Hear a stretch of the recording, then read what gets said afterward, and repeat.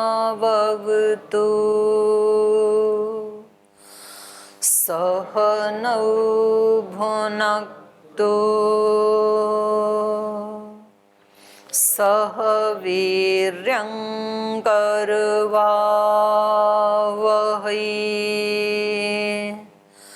तेजस्विनावधीतमस्तु मा विद्विषावहै। ॐ व्रतानां व्रतपते व्रतं चरिष्यामि तच्छकेयं तन्मे राध्यताम् इदमहमनृतात् सत्यमुपैमि। ॐ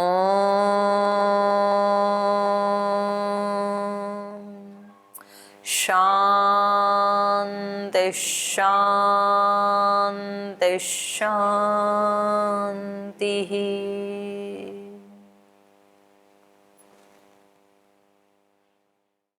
तो पिछली कक्षा में हमने पढ़ा था कि भगीरथ ने पहले तो तपस्या करके ब्रह्मा को प्रसन्न किया और ब्रह्मा जी ने आके उनको 2 वरदान दिए और फिर उन्होंने बताया कि गंगा को नीचे उतारने के लिए, क्योंकि पृथ्वी गंगा के तीव्र प्रवाह को सह नहीं पाएगी, तो इसलिए आपको शिव जी की सहायता लेनी पड़ेगी। तो शिव के लिए उन्होंने तप किया, शिव को प्रसन्न किया। तो इस प्रकार से गंगा पृथ्वी पे अवतरित हुई, पहले बीच में शिव को माध्यम बना करके। और गंगा के मन में भी थोड़ा अहंकार आ गया था, अपने वेग को, अपनी पवित्रता को लेके, अपने बल को लेके, तो वो भी भगवान शिव ने उसका दूर किया। तो ये भगवान की ही कृपा होती है, क्यों किसी न किसी को माध्यम बना करके माता पिता को, गुरुजनों को, द्विजों को, राज्यों को, पितरों को, किसी न किसी को, छोटे को, बड़े को निमित्त बना करके हमारे अहंकार को तोड़ते हैं जब कृपा करते हैं तब। और जब अकृपा होती है, कोई दंड देना होता है, तब अहंकार को बढ़ा देते हैं। अर्थापत्ति से क्या निकला, जब किसी आत्मा को दंड देना होता है, कुछ शिक्षा देनी होती है, तो फिर उसका अहंकार बढ़ जाता है, फिर कोई और दंड देने की जरूरत नहीं है। वो अपने आप ही अपने अहम के कारण ही अपनी कमाई हुई सारी समृद्धि को भी फिर खो देता है। तो इस प्रकार से ये इसकी 7 धाराएं, तस्याम विसृज्यमानायाम सप्त स्रोतांसि जज्जीरे, जब वहां से बिंदुसर में छोड़ा भगवान शिव ने, गंगा का अहंकार चूर करके उसको छोड़ दिया। क्योंकि भगीरथ ने फिर दोबारा तपस्या की कि भगवान जी आपने ये क्या किया, जब पहले ब्रह्मा को खुश किया, फिर आपको खुश किया, मुश्किल से गंगा को नीचे आने की अनुमति मिली, फिर आपने अब फिर उसको रोक दिया, तो मेरे पितरों का क्या होगा और मेरी तपस्या का क्या होगा। तो आप कृपा करके उसको छोड़ें। तो इन्होंने बिंदु सरोवर में उसको छोड़ा, और वो भी इतनी वेगवान थी कि उसको भी 7 धाराओं में उसको बांटना पड़ा। तस्याम विसृज्यमानायाम सप्त स्रोतांसि जज्जीरे, 7 स्रोत बनाने पड़े, इतनी विशाल है वो। तो इससे ये पता लग रहा है, जैसे कल पूज्य स्वामी गोविंद देव गिरी जी बता रहे थे ना, कि इतनी बड़ी कोई उपलब्धि करने के लिए जो दीर्घ काल कहा न, से तो दीर्घ काल निरंतर ये सत्कारा सेवी तो दृढ़ भूमि। इतना बड़ा कोई उपलब्धि, इतना बड़ा कोई प्रतिफल पाने के लिए पुरुषार्थ या तपस्या कितने दिन करनी पड़ती है? 3 जन्मों तक करनी पड़ी, 3 पीढ़ियों को गंगा को लाने के लिए। तो ऐसे कभी कभी हमारे कई जन्म बीत जाते हैं, पर कई जन्म बीत जाते हैं ये सुन करके अपने आप को शिथिलता नहीं देनी चाहिए व्यक्ति को, कि अभी तो लगे हैं, शुरू किया है तो धीरे धीरे 5-7 जन्म में कहीं सिद्धि मिलेगी, ऐसे नहीं सोचना चाहिए। सोचना ये चाहिए कि यही अंतिम जन्म है, इससे पहले करते ही आए हैं हम। तो फिर व्यक्ति के अंदर तीव्र संवेग होता है, नहीं तो व्यक्ति के अंदर शिथिलता आ जाती है फिर ऐसे सोचते हैं तो इनके यहाँ पहले सगर ने किया 30-40 वर्ष, तो फिर अंशुमान ने किया, फिर दिलीप ने तप किया, फिर भगीरथ ने घनघोर तप किया, सामान्य तप नहीं किया। तो वो सारा ऐड होता जाता है। तो जो हमारे पूर्वजों ने, हमारे गुरुजनों ने, हमारे माता पिता ने जो तप किया वो हमारे साथ आकर के ऐड हो जाता है। जाति आयु भोग की बात जो बताई योग दर्शन में, आपको कौन सी जाति मिलेगी, कैसे भोग मिलेंगे, ये भी आपके कर्माशय का ही फल है। मानो आप किसी ऐसे धनवान परिवार में पैदा हो जाते हैं तो आपको फिर अपनी आजीविका और अपने जीवन को आगे बढ़ाने के लिए कुछ विशेष पुरुषार्थ नहीं करना पड़ता, तो आप वो समय और वो शक्ति अपने आत्म तत्व की खोज में लगा सकते हैं। तो ये पीछे का ही तो फल है। और आपको किसी ऐसे घर परिवार में जन्म मिला कि जहां ना आध्यात्मिकता के बारे में पता है, ना धन है, आजीविका के लिए ही मुश्किल है, तो आपको आधा समय फिर आजीविका कमाने में लगाना पड़ेगा। तो इसका मतलब आपके पुरुषार्थ का प्रारब्ध प्रबल नहीं था, तो आपको अब करना पड़ेगा। फिर वो कम था तो आपको दोनों काम करने पड़ेंगे, घर को भी संभालना पड़ेगा, इसके लिए भी पुरुषार्थ करना पड़ेगा। तो इसका मतलब भगवान प्रबल पुरुषार्थ करवाना चाहते हैं। और यदि आपको धन तो मिल गया, जाति आयु भोग तो अच्छे मिल गए, लेकिन माता पिता ऐसे मिले कि उनमें संस्कार ही नहीं थे, ये भी हमारे ही कर्मों का फल है। या आपको भले ही धन नहीं मिला लेकिन माता पिता ईमानदार मिल गए, संस्कारवान मिल गए, ये भी कर्मों का ही फल है। तो जो कुछ भी हमें मिलता है, पीछे जैसा हमारा था, जितनी हमने कमाई की थी, उसमें हमारा वर्तमान वाला ऐड हो जाता है। जैसा था वैसा ही आगे, तो उनकी पुण्याई भी मिलती है हमें। अगर हमारा प्रारब्ध पुण्य मिलने का था तो हम ऐसे ही कुल खानदान में पैदा होंगे। फिर गीता में भगवान कृष्ण, योगेश्वर कृष्ण ने यही तो कहा कि कोई अध्यात्म मार्ग पे चलता है, हजारों में कोई एक चलता है, और चलने वालों में भी लक्ष्य को फिर कोई एक ही प्राप्त करता है, तो बाकी कहाँ जाएंगे? बाकी की यात्रा जारी है। अर्जुन ने पूछा कि फिर तो इस रास्ते पे चलना ही नहीं चाहिए कि हजारों में किसी एक का नंबर आएगा, तो पता नहीं वो एक मैं बनूं या ना बनूं, बाकी 999 को तो भटकना ही है। तो फिर ऐसे रास्ते को तो दूर से ही प्रणाम है, क्यों चलें हम? कम से कम संसार के तो सुख भोगे आए हैं। तो वहां भगवान कहते हैं कि नहीं, एक कदम भी यदि बढ़ाया है तो वो व्यर्थ नहीं जाएगा आपका। वो ऐसे योगियों के कुल में पैदा होगा, ऐसे योगियों के पास पढ़ने के लिए चला जाएगा, वो ऐसे संस्कारवान माता पिता के यहाँ पैदा होगा, वो उसका व्यर्थ नहीं जाएगा। एक कदम भी यदि इस राह में किसी ने बढ़ाया है, थोड़ा भी यदि पुण्य किया है, तो वो ऐड हो जाएगा उसके अगले जन्म में, वो व्यर्थ नहीं जाने वाला है। इसलिए हमेशा इस राह पे चलने के लिए ही प्रयास करना चाहिए। थोड़ा भी किया हुआ पुरुषार्थ नष्ट नहीं होता है, बुरा भी नष्ट नहीं होता है, अच्छा भी नष्ट नहीं होता है। तो जब ये एक सूत्र हमारे हाथ लग गया तो बुरा तो इसलिए नहीं करना क्योंकि वो नष्ट नहीं होगा और फिर हमें कष्ट मिलेगा, और अच्छा इसलिए करना चाहिए क्योंकि वो नष्ट नहीं होगा और आगे उससे आगे चल पड़ेंगे फिर। तो प्रयास पूर्वक व्यक्ति को खराब से हटना चाहिए, आलस्य प्रमाद से हटना चाहिए, जितना भी नेगेटिव वर्ग है उससे तो पुरुषार्थ पूर्वक प्रयास पूर्वक बचना चाहिए। क्योंकि एक सूत्र हमें मिल गया कि कुछ भी हमारा किया हुआ नष्ट नहीं होता है, अदर्शन हो जाता है। जिसको हम नष्ट कहते हैं वो वास्तव में अस्तित्वहीन नहीं होता है, बल्कि वो क्या हो जाता है, अदृश्य हो जाता है, दिखता नहीं है। जैसे हवन कुंड में घी डालते हैं तो वो अदृश्य हो जाता है, अस्तित्वहीन नहीं होता है। अस्तित्व तो बना रहता है उस घी का, सामग्री का। जो शब्द हमने बोले हैं वो अस्तित्वहीन नहीं होते, वो शब्द इसी ब्रह्मांड में हैं और या तो वो इस ब्रह्मांड को पोल्यूशन से युक्त कर रहे हैं और या तो प्योरिटी से युक्त कर रहे हैं। दोनों में से एक काम तो करेंगे। तो या तो हम पर्यावरण को दूषित करने वाले बनेंगे या तो उसको शुद्ध करने वाले बनेंगे।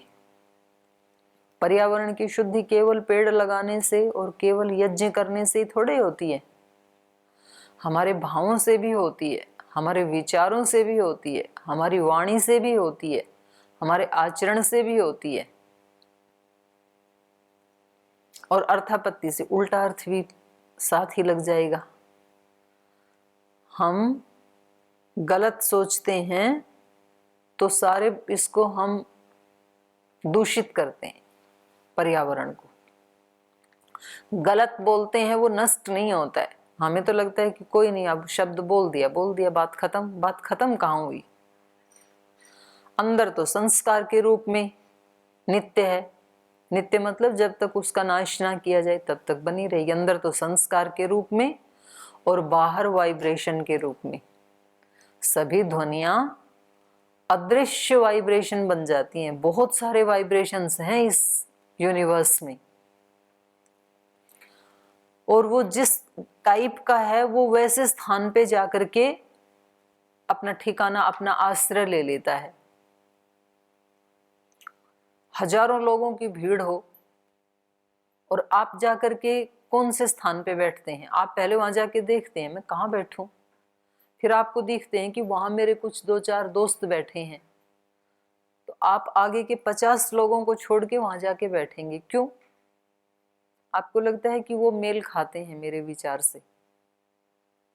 तो जो हमारे विचार जिस भी श्रेणी के हैं वो इस यूनिवर्स में वहां जाके जगह ले लेते हैं, वो वाइब्रेशंस, वो भाव, वो विचार।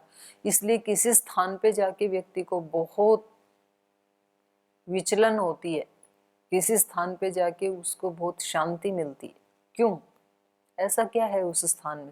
स्थान एक ही जैसा, एक जैसा नहीं है। आप यज्ञशाला में जाते हैं तो वहां जाते ही आपको शांति मिलेगी, क्योंकि वहां इतने सारे लोगों की, उसके अंदर घुसते ही हर व्यक्ति की भावना पॉजिटिव हो जाती है, नेगेटिव बाहर छोड़ देता है। उसके अंदर श्रद्धा का हार्मोन्स पैदा हो जाते हैं, भक्ति के हार्मोन्स पैदा हो जाते हैं, वैसे ही वाइब्रेशंस पैदा हो जाते हैं। तो अब इतने लोगों की, और फिर उसमें कुछ 2-4 ऐसी पुण्य आत्माएं हैं कि उनका एनर्जी लेवल बहुत हाई है, तो वहां जाके तो शांति मिलेगी। और जहाँ कहीं जुआ खेला जाता है, जहाँ कहीं हिंसा की जाती है, तो उसको करने से पहले व्यक्ति को या तो लोभ युक्त होना पड़ता है, या क्रोध युक्त होना पड़ता है, या तो हिंसा से युक्त होना पड़ता है। तो वो उस वायुमंडल में वो वाइब्रेशंस घनीभूत होते हैं, तो वहां जाते ही व्यक्ति को अच्छा नहीं लगेगा, बेचैनी होती है। आप कहीं पिक्चर हॉल में जाएंगे तो आपकी ऑटोमेटिक राजसिक वृत्ति हो जाएगी, वहां सात्विक हो नहीं सकती है। यज्ञशाला में जाएंगे तो ऑटोमेटिक सात्विक वृत्ति हो जाएगी, वहां राजसिक तामसिक रह नहीं सकती। तो ये हमारे जो भाव हैं, विचार हैं, वाणी हैं, शब्द हैं, तो हम क्या कर रहे हैं? कुछ भी नष्ट नहीं होता है, अदृश्य हो जाता, दिखता नहीं है। हमें लगता है कि मैंने बोला है तो उसको कौन सा दिख रहा है, मैंने सोचा तो उनको कौन सा दिख रहा है, उसको दिखे या ना दिखे, लेकिन अदृश्य रूप में अस्तित्व तो है उसका, वो अस्तित्वहीन तो नहीं हुआ। और अंदर हमारा संस्कार भी बन ही गया। तो हमारे लिए भी परमानेंट हो गया और दूसरे के लिए भी परमानेंट हो गया। तो इसलिए तप का महत्व है। तो जो भी हम तपस्या करते हैं तो हमें वैसे ही कुल खानदान में जन्म मिल जाता है। तो जो दूसरों ने तप किया, हमारे माता पिता ने, गुरुजनों ने, तो वो हमारे साथ ऐड हो जाता है। अब जो तपस्या श्रद्धेय स्वामी जी महाराज ने की, पूज्य आचार्य जी ने की, तो वो अब आपको थोड़ी करनी पड़ेगी। उन्होंने क्या की?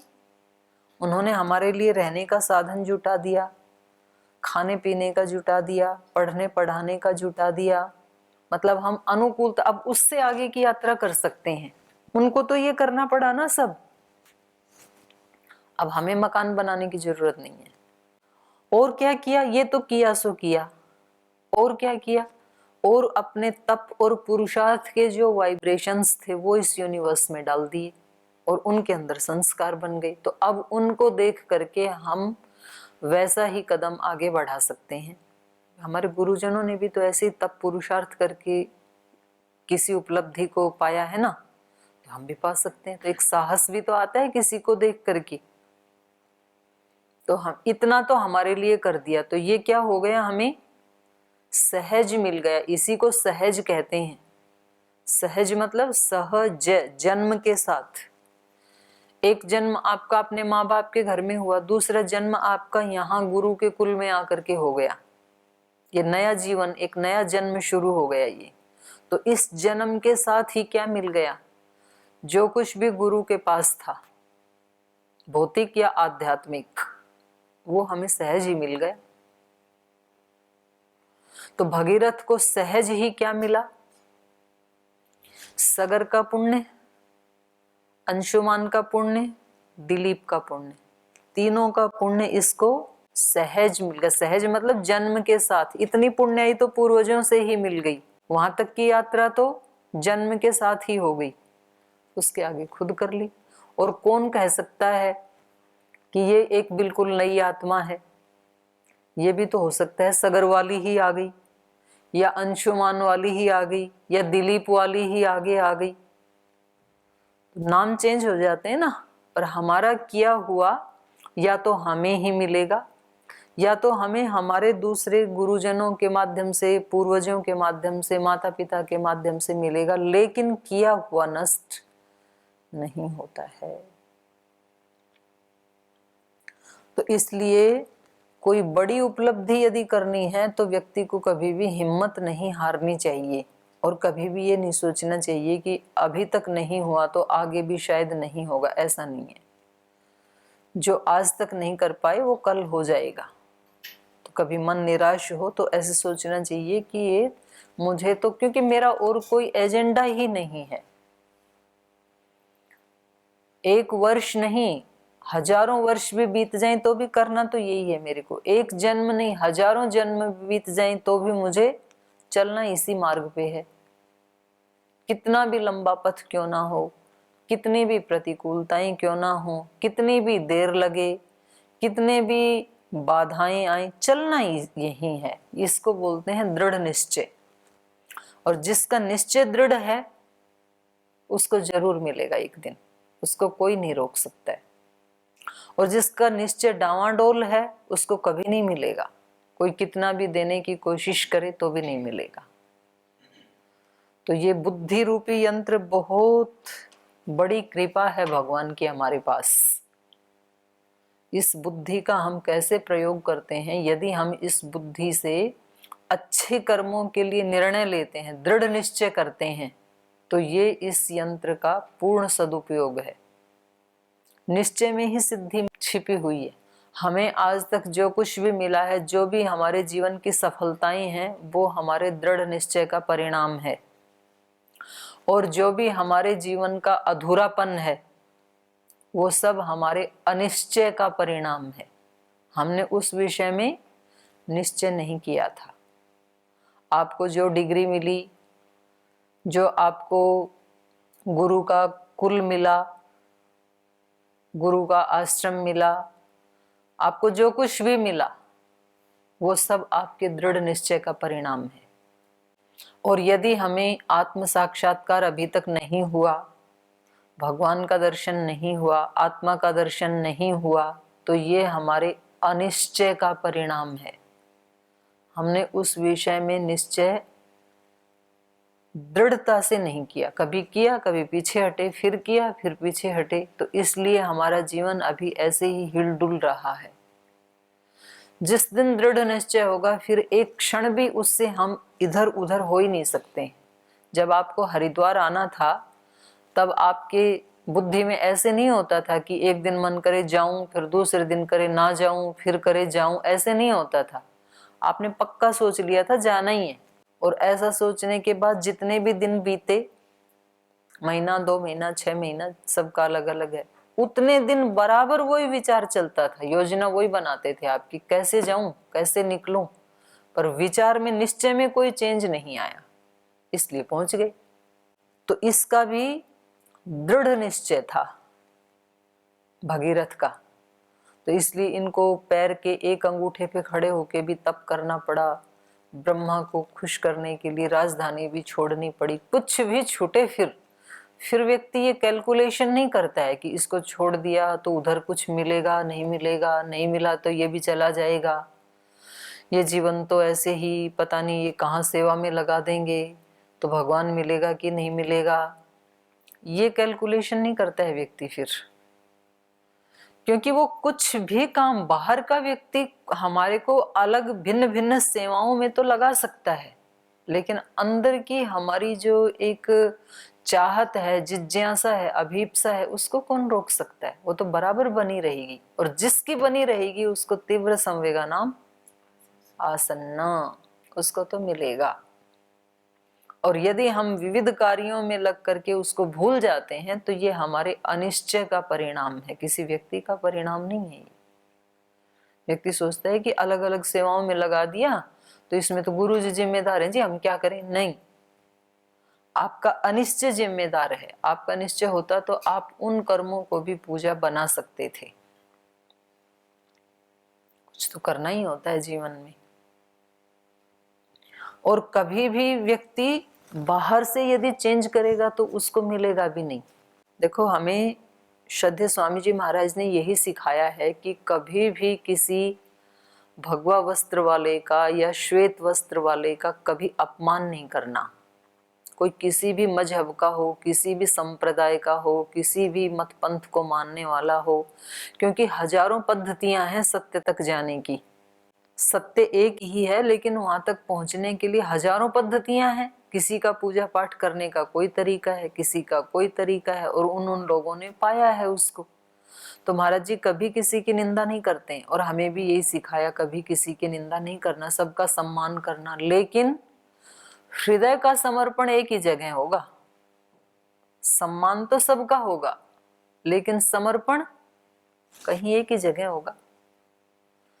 जो ताला खोलने की चाबियां हैं, जो गुच्छा है आपके पास, उसमें कौन सी चाबी ठीक है और कौन सी गलत है? जो पूरा गुच्छा है चाबियों का, उसमें कौन सी चाबी बिल्कुल गलत है और कौन सी बिल्कुल ठीक है?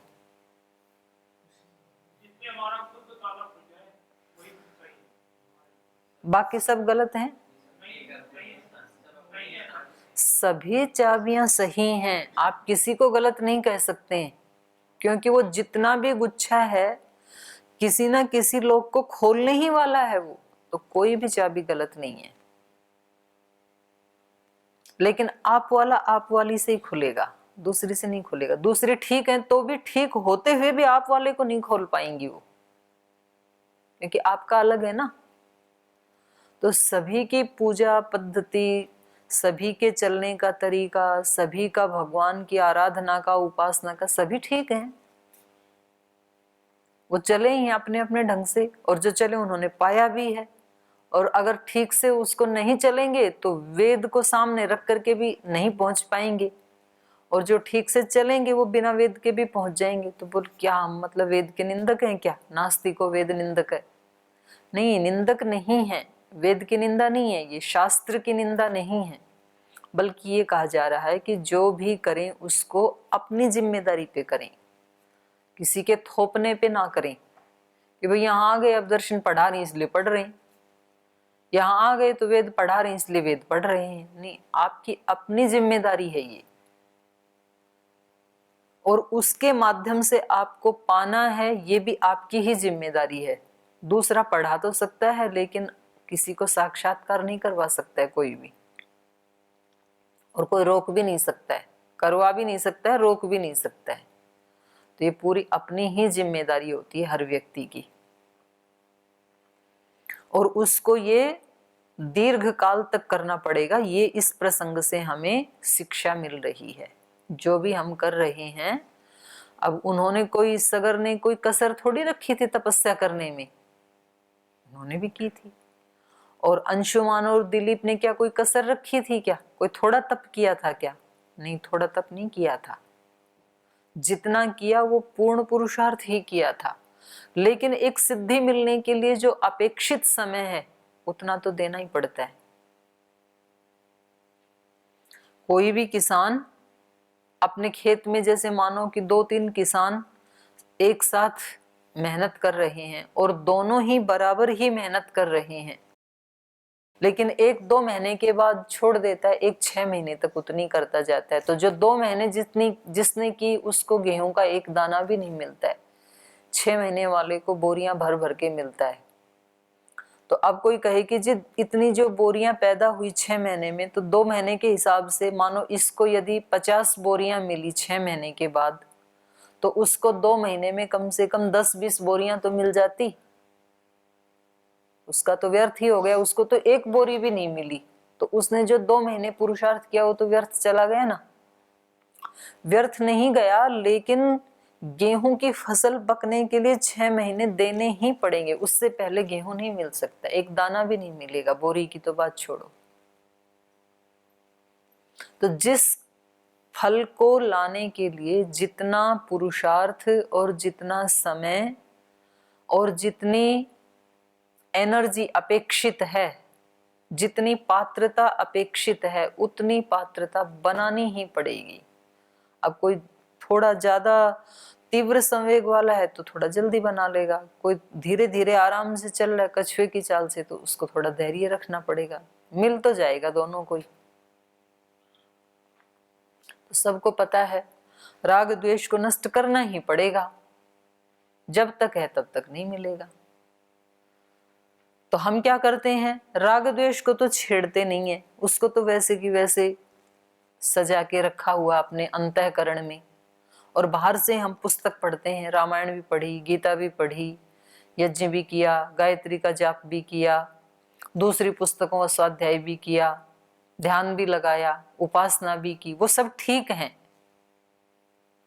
पर उसके संस्कार अलग बन रहे हैं। पर जिसको हमने अपने अंतःकरण में अनटच करके छोड़ दिया, वो तो वैसा का वैसा है, वो ये सब करने से बिल्कुल नहीं हटेगा। इनका अलग संस्कार बनेगा, उसको हटाने के लिए अलग प्रयास करना पड़ेगा। वो तो तभी हटेगा जब आप उसको टारगेट करके, जब जब वो सामने आए तब तब आप उसको हटाएं। उसके लिए ऐसे प्रयास करना पड़ेगा।